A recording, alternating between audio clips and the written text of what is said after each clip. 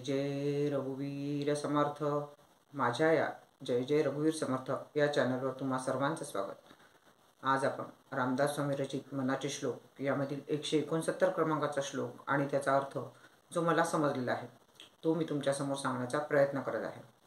या श्लोकामध्ये श्री रामदास स्वामी असे म्हणतात, नसे अंत आनंत संतापुसावा, अहंकार विस्तार हानी रसावा, गुणे विण निर्गुण तो आठवावा, देहे बुद्धीचा आठवणाठवावा. जय जय रघुवीर समर्थ.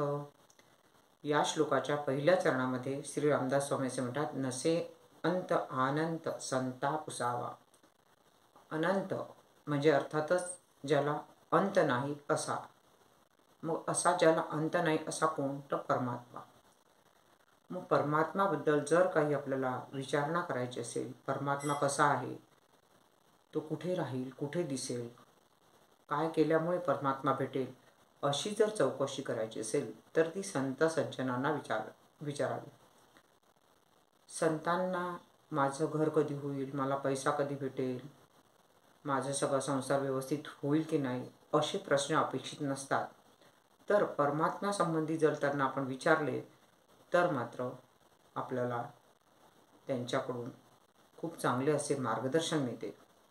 म्हणून रामदास स्वामी म्हणतात की अशा परमात्म्याबद्दल संतांना विचारपूस करावी, संतांचे मार्गदर्शन घ्यावे. पुढे ते म्हणतात, अहंकार विस्तार हा निरसावा. मग अहंकाराचा विस्तार जो मनुष्याच्या अंगी सदा सर्व काळ असतो, अहंकार असतो, तो निरसावा, विसरून जावा.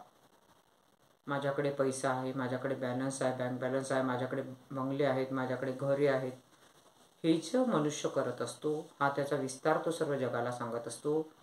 तर तसं न करता शेवटी माझ्यासोबत काय येणार आहे हा विचार मनुष्याने मनात ठेवावा. म्हणून ते म्हणतात, अहंकार विस्तार हा निरसावा. विसरून जायचा, एक एक अहंकार सोडून द्यायचा आणि केवळ परमात्म्यापाशी लीन व्हायचं. पुढे ते म्हणतात, गुणे बिन निर्गुण तो आठवावा. निर्गुण निराकार असा जो परमात्मा, जो भगवंत, तो नेहमी करता आठवावा, त्याचं स्मरण ठेवावं. जो निराकार आहे, निर्गुण आहे, त्याचे नेहमी स्मरण ठेवावं. आणि त्याकरता तुमची जी तुम्हाला देहाबुद्धीची आसक्ती आहे ती मात्र विसरून जावी लागेल. देहबुद्धीचा आठवावा. तुमची जी देहबुद्धी आहे, देहबुद्धीची जी आसक्ती आहे तुमच्या मनामध्ये, ती मात्र तुम्ही विसरायला हवी.